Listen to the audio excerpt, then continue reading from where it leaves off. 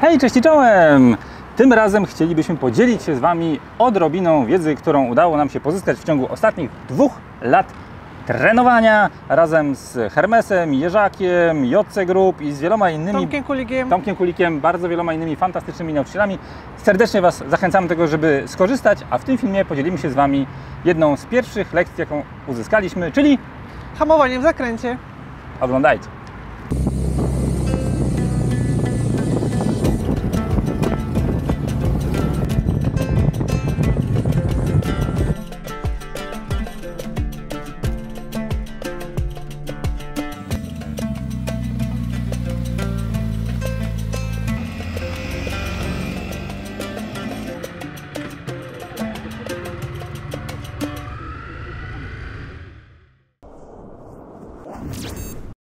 My nie jesteśmy instruktorami, nie jesteśmy osobami, które wszystko wiedzą najlepiej i tak dalej, ale dużo jeździmy, dużo się uczymy i dzielimy się tym, czego nas ktoś inny nauczył. W tym sezonie chyba najwięcej czasu spędzi z nami Hermes, więc go pozdrawiamy, dziękujemy. On niestety nie mógł z nami wystąpić w tym filmie, ponieważ jego kalendarz jest tak zapchany, że po prostu nie jest możliwe umówienie się z nim w normalnym czasie. Więc wybaczcie, ale bez eksperta będzie ten film. My będziemy mówić o tym, jak się powinno jeździć według nas. I uwaga, żeby rozpocząć taką edukację, przede wszystkim trzeba mieć sprawny motocykl, trzeba mieć dobry placyk, który jest posprzątany i trzeba być ubranym tak, żeby w razie czego nie płakać, że coś poszło nie tak. Z drugiej strony, wszystko co robicie na podstawie tego filmiku, robicie na własną odpowiedzialność, a my ze swojej strony będziemy starali się Wam przekazać to, co u nas działa i oczywiście jest milion dróg, żeby zrobić ten sam manewr na sposób, który jest dobry. My Wam pokażemy metodę, która u nas się sprawdziła i no jakby do brzegu Krzysztof, hamowanie w zakręcie jest takim mitycznym do pewnego stopnia tworem, gdzie podczas kursu prawa jazdy bardzo często możecie usłyszeć, i to się przez internet gdzieś tam echem odbija, że nie należy hamować w zakręcie. I owszem, ucząc się obsługi motocykla na kursie prawa jazdy, kiedy jest to Wasz pierwszy kontakt, dla zdrowia motocykla, instruktora oraz dla trwania kursu lepiej, żebyście wszystkie te manewry, które są wykonywane, uczyli się tak, jak instruktor Wam każe, a nie tak, jak ludzie z internetu Wam mówią. Natomiast w przyszłości, jeżeli chcecie uzyskać lepszego skilla, to tą umiejętność prędzej czy później trzeba będzie pozyskać. Tak, ja tylko dodam, że ja jestem w dresie, ale nie jeżdżę na zdrabkę, to jest dres motocyklowy z potrójnym A, marki Nox, także on ma komplet ochraniaczy. Lubię w niej ćwiczyć, ponieważ jest bardzo wygodnie, kombiak bardzo ogranicza już jakby te ruchy i trzeba jakby dosyć usztywnia, więc jeżeli nie schodzicie na kolano, nie jeździcie na limicie, możecie jeździć w normalnych, tekstylnych ciuchach, w jeansach motocyklowych, nie wiem, w kurtkach skórzanych, ale oczywiście z kompletem ochraniaczy. Nie musi być na przykład kombinezon, jeżeli jakby nie jeździcie naprawdę z dużymi prędkościami, z dużym ryzykiem. Nie, na przykład na początek wystarczy taki dres, ale ja zaznaczam, że nie jest to jazda na zdrabkę. A drugą ważną rzeczą, którą trzeba tutaj wspomnieć, zanim zaczniemy zabawę, to jest to, że nie jest to technika, którą nazywamy techniką sportową. Oczywiście w sporcie te techniki, ich wachlarz oraz arsenał, który posiadają zawodnicy, jest dużo większy. Jest to technika, którą stosujemy w jeździe miejskiej, natomiast na torze to jest takie środowisko, gdzie można ją bezkarnie ćwiczyć i nawet popełnianie błędów przy większych prędkościach może się, że tak powiem, wiązać z tym, że wylecicie poza nitkę i generalnie poza pełnymi gaciami i dobrym nagraniem na YouTube'a nic więcej się nie wydarzy. Dobra, więc zaczynamy. Więc na kursie prawa jazdy przeważnie hamowanie w zakręcie kończy się paciakiem, kończy się też glebą, ponieważ manewry są wykonywane na bardzo niskich prędkościach i jeżeli przy skręconej kierownicy zahamujecie gwałtownie przednim hamulcem, przeważnie jest już wtedy położenie motocykla i gleba. Ja chyba na takim kursie kilka razy to zrobiłam i nauczyłam się od tamtej pory, że jeżeli już wykonujemy takie bardzo wolne manewry, skupiamy się na nich, ja w takich przypadkach hamuję tylko tylnym hamulcem. Tylny hamulec przy niskiej prędkości stabilizuje motocykl, tak samo w korkach. Jeżeli ja nie chcę tutaj się bujać na tym przednim hamulcu, destabilizować motocykla, ja używam tylko tylnego hamulca i tylko do tego głównie. No, czasem też sobie spowalniam jazdę, jeżeli gdzieś tam sobie latamy, z tego hamulca tylniego korzystam, ale on jest idealny do tych bardzo właśnie niskich prędkości i wtedy, kiedy już jesteście w takiej sytuacji, kiedy właśnie na parkingu sobie manewrujecie, czy wykonujecie jakieś ćwiczenie takie, które wymaga takiej koncentracji i niskiej prędkości, posiłkujcie się bardziej tym tylnym hamulcem i tyle. Z punktu widzenia geometrii i fizyki motocykla, Pojazd, który przed Wami stoi, który stoi u Was w garażu, bardzo często w 99% przypadków, poza drobnymi systemami dual, gdzie połączony jest tylny hamulec z przednim, ma rozłączone dwa układy hamulcowe, hamulec tylnego koła i hamulec przedniego koła. Jeżeli używamy hamulca tylnego koła, to napędzając motocykl, wiedząc, że jest tam odkręcony gaz i łańcuch bardzo chce tym kołem kręcić, możecie równolegle używać tylnego hamulca do spowolnienia tego procesu. Oczywiście trzeba pamiętać o balansie, prędkości i tym punkcie równowagi, żeby go nie przekroczyć, bo jeżeli używacie nożnego hamulca, to tą nogą już się podeprzeć nie możecie. Z punktu widzenia używania hamulca przedniego zostawiamy w spokoju napęd, który może robić to, co mu się żywnie podoba i przy bardzo mocnych motocyklach użycie i gazu, i hamulca może wywoływać reakcję, która Wam się nie spodoba, bo tył będzie pchał, przód, który będzie półżył. Ale jeżeli wszystko robicie z wyczuciem i delikatnie, i to jest bardzo ważne, żeby zaczynać od bardzo małych zmian i dopiero potem, żeby ten progres postępował wraz ze wzrostem umiejętności, żebyście mieli świadomość tego, co się wydarzy. Przedni hamulec kompresuje przednie zawieszenie, co w dużym stopniu również zmienia długość motocykla, ponieważ zawieszenie, które jest skompresowane, powoduje, że a. środek ciężkości motocykla jest niżej, b. mamy motocykl bardziej responsywny, który chętniej chce reagować na zakręcanie. To są dwie cechy, które są bardzo pożądane wtedy, kiedy manewr chcemy wykonać. Zagrożenie, jakie może z tego wynikać, jest oczywiście takie, że możecie ten punkt balansu przekroczyć i się złożyć, b. jeżeli ta prędkość będzie bardzo duża i będziecie to robić na torze i będziecie próbować używać tego hamulca, to pochylenie motocykla może być na tyle srogie, że obniżenie środka ciężkości, obniżenie motocykla zabierze Wam prześwit. Więc czasami ta technika nie będzie działała i czasami na torze, na dużych prędkościach, właśnie dodanie gazu w momencie, kiedy już nie może, już trzecie motocyklem pod nóżkami i wiecie, że zaraz się wywalicie, czasami dobrze jest dodać nawet odrobinę gazu, żeby ten motocykl unieść. Ale skupiamy się na miejskiej jeździe, na zastosowaniu tego ćwiczenia na placu i ewentualnie stosowaniu go w codziennej jeździe. Tak, także mamy cztery techniki hamowania w zakręcie. Pierwsza to jest po prostu zwolnienie przed zakrętem, dohamowanie przed zakrętem. Silnikiem. Lub hamowanie w zakręcie silnikiem, lub już też rozprzęganie tego motocykla i jazda taka swobodna, że tak powiem, co nie jest dobre dla stabilizacji motocykla, ponieważ on, żeby mógł być w swoim takim pełnym żywiole, potrzebuje jechać cały czas na tym gazie, tak? Musi mieć te obroty na odpowiednim poziomie, dobranym do biegu, na którym gdzieś jesteście, do prędkości i do różnych innych warunków. Więc taka jazda, że my sobie odpuszczamy przed zakrętem tą prędkość. Jeżeli jedziemy na gazie takim dobranym do zakrętu do naszych umiejętności i zakładamy, że nie będziemy hamowali, jest ok. Najgorzej, kiedy już zdejmiemy tą rękę z gazu, kiedy rozprzęglimy ten motocykl, wtedy on traci dużo na stabilności jeżeli robimy to przy odpowiedniej prędkości, w odpowiednich warunkach, nic się nie stanie złego, ale w momencie, kiedy kiedyś będziemy musieli coś zrobić, zareagować, na przykład okaże się, że jest jakaś plama oleju na zakręcie, że ktoś leży, wychodzi, nie wiem, cokolwiek się dzieje, będziemy musieli zmienić kierunek jazdy albo prędkość, wtedy możemy ten komfort nagle stracić i po prostu stracić panowanie również nad motocyklem. Żeby zrozumieć fizykę, dobrze jest też uświadomić sobie to, że konstrukcja motocykla zakłada, że kiedy dodajemy gazu, motocykl się podnosi, zarówno przednie, jak i tylne koło i to może być dla Was zaskoczeniem, że podczas dodawania gazu tylne zawieszenie również się rozpręża, a kiedy hamujemy, obniżamy motocykl i go skracamy. Także to są te dwie rzeczy, na które warto zwrócić uwagę. Kolejną ważną rzeczą jest konstrukcja opony. Opona jest półokrągła w profilu, w sensie jest takim uśmieszkiem, gdybyśmy ją tam od przodu zobaczyli. I jeżeli motocykl jest już pochylony i naciśniemy hamulec, to siły panujące na to zawieszenie będą starały się ten motocykl wyprostować po to, żeby środek motocykla dotykał środkiem opony do nawierzchni.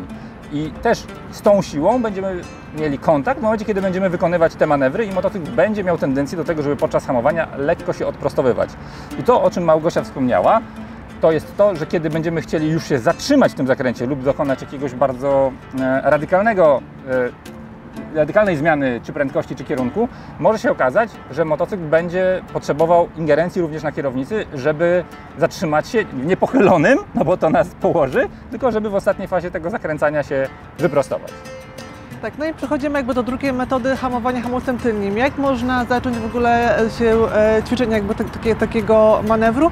Po prostu znajdujecie sobie duży parking, duży plac. My Wam nie doradzimy, bo sami nie mamy takiej dobrej miejscówki, korzystamy, wiecie, z niedziel handlowych i tak dalej. Ale ustawiacie sobie właśnie dwa jakieś pachołki, my dzisiaj akurat zapomnieliśmy na nagranie, więc jakieś butelki, cokolwiek i jedziecie po dużym okręgu w kształcie stadionu, to też żeby nie było to kółko, tak, bo Wam się zakręci w głowie, no i na kółku trudno znaleźć ten moment hamowania. Może to być też taka rozciągnięta ósemka, ale wtedy też dochodzą zmiany kierunku, zmiany ułożenia ciała więcej trochę elementów, ale więc jak zaczynacie, najlepiej sobie jeździć po takim dużym, spoczonym okręgu. Owalu takim. Bardzo ładnie. I na początku dajcie sobie duży luz, myślcie o tej przestrzeni, jaką macie, dajcie sobie dużo miejsca, popełniajcie błędy, bawcie się tą techniką, nie skupiajcie na tym, żeby za wszelką cenę ją wykonać. Czasami to przychodzi od razu, a czasami wymaga to kilku godzin zrobienia tych kółek i lepiej nie zmieniać tych kierunków, tak jak Gosia mówi, ta 8 będzie później. Tak, więc na początku też sobie spróbujcie taką technikę jazdy po prostu wolniejszej, z mniejszą dawką gazu, z hamowaniem silnikiem, nawet sobie spróbujcie z tym sprzęgłem i jakby spuszczeniem tego gazu, żeby zobaczyć przy takich bezpiecznych prędkościach, jak ten motocykl się zachowuje, czy rzeczywiście się czujecie tak bardzo pewnie w takiej sytuacji i zobaczcie później, co się będzie zmieniało, kiedy na przykład zaczniecie już dodawać ten hamulec na przykład tylni, tak, w pierwszym etapie. Bardzo ważną uwagą jest to, żeby pod żadnym pozorem nie zdejmować sprzęgła, w sensie nie naciskać sprzęgła w zakręcie. Tylne koło powinno cały czas mieć tendencję do pchania motocykla lub hamowania motocykla, nadawać mu jakiś ton, kierunek, to zawieszenie musi być w pracy, bo kiedy nie będziemy mieli energii na tylnym kole i motocykl będzie w takiej zwanej, no nie chcę słowa próżni, ale kiedy będzie zdestabilizowany tym, że naciśniemy sprzęgło, będzie miał tendencję do tego, żeby się od razu położyć na miejscu i potem macie. Więc tutaj sprzęgła staramy się używać relatywnie jak najmniej. Mi się zdarza używać sprzęgła, ja jeszcze dużo błędów popełniam, ale też staram się, żeby z tym sprzęgłem szła również odpowiednia jakaś tam dawka gazu, tak, żeby on nie był całkowicie rozsprzęglony. Żeby cały czas pchać, albo cały czas, tak, żeby cały czas coś się działo. Tak, więc jakby też nie bójcie, że jak to sprzęgło naciśnięcie, nagle stanie się coś strasznego, tak? Jakby nie, no jakby znacie swoje motocykle, swoje możliwości, więc też jakby dostosujcie to wszystko do tego, co będziecie sobie ćwiczyli. Dobrze. I postęp, czyli progres, który będzie następował. Ja bym zaczął od tego, że podchodzicie do manewru ze stałą prędkością, macie zamrożony gaz i w momencie, kiedy wiecie, że wchodzicie w ten zakręt, hamujecie silnikiem i opóźniacie to hamowanie coraz bardziej i dochodzicie do punktu, w którym do połowy zakrętu jesteście w stanie nie przyspieszać, tylko hamować i od połowy zakrętu jesteście w stanie zacząć przyspieszać. I to jest taki punkt, w którym można przejść krok dalej. I tu uwaga, jeżeli chodzi o zakręty, to jeżeli zrobimy sobie taki zwyczajny łuk, to punkt, w którym powinniście być najbliżej słupka, że tak powiem, pachołka, powinien być blisko wyjścia z zakrętu, bo wtedy właśnie wychodzicie na gaz. I tu ostrzeżenie. Jeżeli będziecie pochyleni na motocyklu i odkręcicie gaz, obwód koła będzie mniejszy, a co za tym idzie, będziecie dysponowali wbrew pozorom większą mocą na tylnym kole, więc motocykl będzie przyspieszał żwawiej w złożeniu, a co za tym idzie, będzie chciał to koło wypchnąć jak najbardziej, a przyczepność tego koła będzie mniejsza, bo będziecie w pochyleniu, więc dodawanie gazu powinno odbywać się płynnie i reguła, która dotyczy gazu i hamulca jest taka sama. Im bardziej motocykl jest pochylony, tym mniej hamujemy i mniej dodajemy gazu, im bardziej jest wyprostowany, tym bardziej hamujemy i bardziej dodajemy gazu. Czyli nie hamujemy w złożeniu motocykla i nie dodajemy gazu w złożeniu motocykla gwałtownie, tylko robimy to ultra delikatnie i ta siła wzrasta wraz z wyprostowywaniem motocykla. Przyczepność opony niestety nas do tego zmusza. Tak, więc pamiętajcie o tym też, żeby opóźniać jakby ten zakręt, że nie skręcamy od razu za pachołkiem, nie robimy takiego ostrego zakrętu, tylko na spokojnie opóźniamy zakręt i dajemy sobie czas na to, żeby jakby ten zakręt zamknąć w miarę ciasno, żeby nie wynosiło nas poza zakręt. To też jakby widzicie, jak my jeździmy, tak, że my nie skręcamy od razu za pachołkiem, tylko robimy to o wiele dalej, żeby ten zakręt ładnie domknąć, żeby nas właśnie nie wyniosło. Dobra. Są dwie rzeczy, na które zwrócić uwagę. Odległość od słupka, szerokość tego łuku, którą powinniśmy wraz ze wzrostem umiejętności zmniejszać i czas, kiedy używamy hamowania silnikiem, też powinien się wydłużać wraz ze wzrostem umiejętności do połowy zakrętu. Ważna oczywiście jest bardzo pozycja i patrzenie, tak? Bo patrzymy tam, gdzie jedziemy, patrzymy o wiele bardziej przed siebie, wyprzedzamy wzrokiem jakby nasz tor jazdy. Nie patrzymy na słupek, jak jesteśmy w zakręcie. Absolutnie. Jakby nie rozglądamy się na boki, musimy już sobie tę sytuację skontrolować o wiele wcześniej, że tak powiem, w głowie już mieć ułożoną tą nitkę przyjazdu. Ja mam z tym problem, zawsze się gdzieś tam często rozglądam. Jak ktoś jedzie obok, no to też patrzę, czy jakby nie wjeżdża gdzieś tam na mnie, więc nie jest to proste, ale praca wzrokiem to jest bardzo ważna pozycja, ale to nie jest chyba też temat na ten odcinek, bo tutaj będziemy się bardziej skupiali na tej... Tak. Ale ważne, żebyście myśleli o tym, co robicie, patrzyli, gdzie jedziecie, nie skoncentrowali się na tym słupku za bardzo, bo ta fiksacja wzroku też Was do tego słupka będzie przyciągała. Patrzymy tam, gdzie jedziemy, Gosia powiedziała, idealnie. Dobrze, więc hamowanie tylnym hamulcem co powoduje? Tak. Powoduje to, że motocykl, ja to przynajmniej tak utrzymam, się usztywnia. Nie ma nerwowych zachowań takiego motocykla, tak, że on nagle w nieprzewidziany sposób zaczyna płużyć, zaczyna bardzo ostro hamować, czy no zależy też jak tego hamulca przy jakiej prędkości używacie, tak? Ale daje on Wam bardzo dużo stabilizacji, ale też w moim odczuciu jest takie usztywnienie motocykla, że ten motocykl się zbiera w sobie i ten zakręt wchodzi taki ok, jestem na to przygotowany, zrobię to, jestem napięty, ale to nie jest jakby idealna technika, którą chcę ten zakręt pokonywać. Daje poczucie bezpieczeństwa, daje poczucie jakiejś takiej stabilizacji, zwalnia, prostuje trochę ten motocykl i tak dalej. Więc fajna to jest metoda na początek, tak, kiedy chcecie mieć ręce jeszcze luźne, kiedy coś tam na tą pozycję sobie pracujecie, kiedy tu sprzęgło, tu gaz, jakby gdzieś tam was to wszystko jeszcze może rozprasza. Na początek spróbujcie sobie hamowanie tylnym hamulcem i zobaczcie, jaki to daje efekt. To, co się może wydarzyć wraz ze wzrostem siły hamowania i z przyspieszeniem, jeżeli chodzi o zakręt, lub z wzrostem siły hamowania, dobrze, to jest fakt, że tylny hamulec w pewnym momencie zacznie blokować napęd i tu ostrożnie, nie można tego doprowadzić. B, może się okazać, że tylne koło włączy się ABS, jeżeli go macie, my akurat w tym pojeździe go nie mamy, albo zacznie wężykować ten tył w pewnym momencie. Ale to już trzeba bardzo mocno o tyle jest to tak, o tyle ta technika jest ryzykowna przy dużych prędkościach, że im szybciej jedziemy, tym trudniej jest kontrolować ten moment zablokowania tylnego koła, zwłaszcza że dystrybucja masy podczas hamowania motocykla z reguły jest z przodu i ten tył jest odciążony, zatem szybciej następują te wszystkie, jak to ładnie powiedzieć, szybciej to koło się zablokuje, kiedy będziemy mieli masę z przodu. Tak mi takie wężykowanie zdarzyło się na torze, kiedy bardzo mocno tyłem zahamowałam przed zakrętem i ten tył tam zaczął tańczyć. Nic się strasznego nie stało i tak dalej. Wiem teraz jakby, że tym tylnym hamulcem ja sobie tam to jazdę czasem trochę stabilizuję, ale to nie jest mój główny hamulec w zakręcie. Hamowanie tyłem jest o tyle nieciekawe, że odcina nam motocykl zupełnie. Motocykl zachowuje się bardzo stabilnie i można z tylnym hamulcem wbitym można pokonać bardzo duży dystans do przodu. Ale jeżeli zrobicie to w zakręcie, to może się okazać, że wydarzy się na przykład taka rzecz, że zmieni się wasz kierunek jazdy.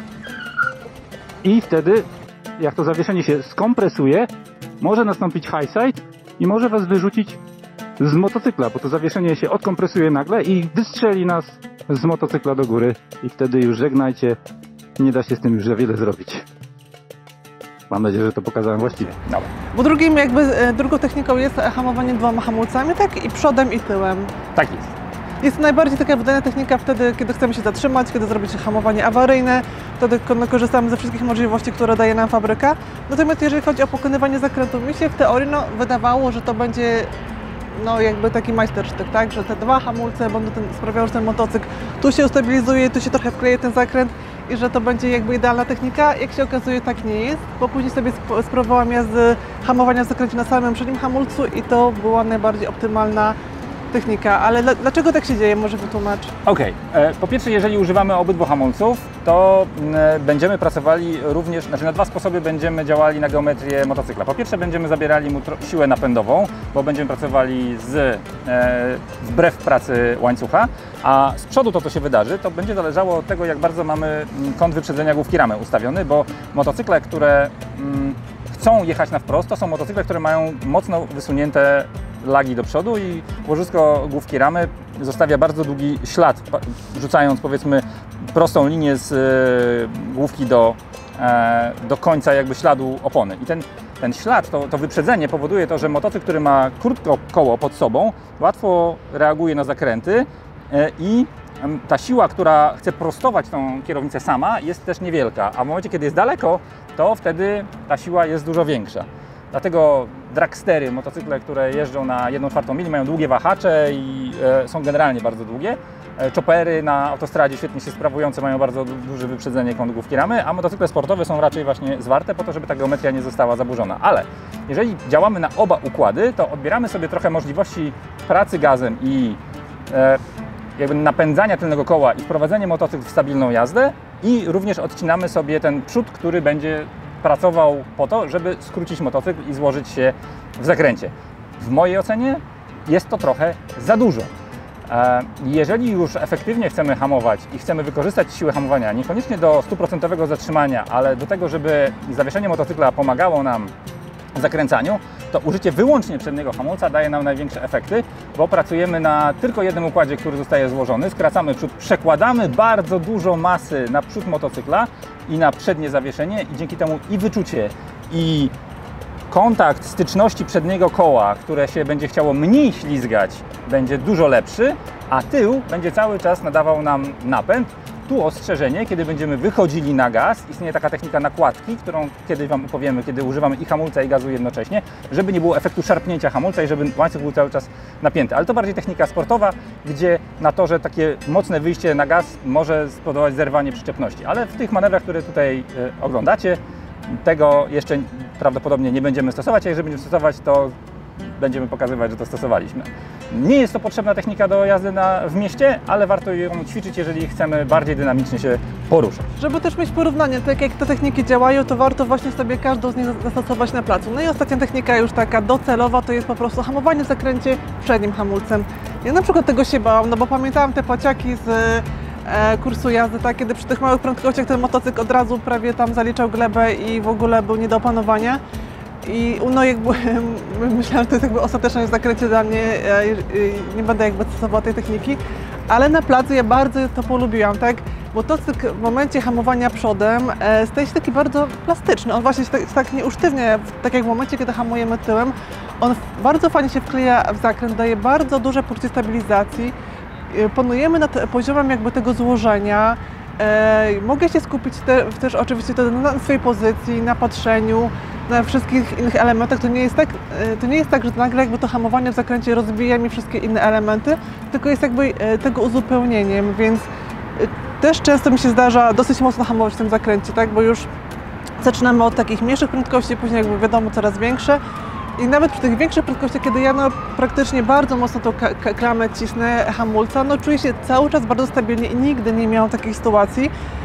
Nigdy nie, przy tych swoich jakby jeszcze miernych, umówmy się, umiejętnościach nie doprowadziłam do takiej sytuacji, żeby podczas hamowania w zakręcie, nie wiem, położyć motocykl, żeby... Chociaż ABS się włączył w kawie chociaż raz? W zakręcie? No nie, chyba nie pamiętam. Tu nie ma ABS-u i też nie było problemu. Dokładnie, więc wbrew pozorom jest to bardzo bezpieczna technika i nawet cały czas Hermes mi tłucze do głowy, żebym ja nie jeździła na pusto zakrętów, tak? Czyli zawsze, żebym włączyła ten hamulec, żebym go nacisnęła po to, żeby ta geometria motocykla mi pomogła, i zawieszenie, i jego praca pomogła mi ten zakręt dobrze technicznie pokonać. Że to jest jedyna słuszna technika, którą powinnam gdzieś tam stosować, że nie właśnie dobieram na torze na przykład, tak, gdzie już tam sobie trochę jeździmy szybciej, tą prędkość do zakrętu, tylko żeby właśnie tak dobrać tą prędkość do zakrętu, żeby w nim hamować.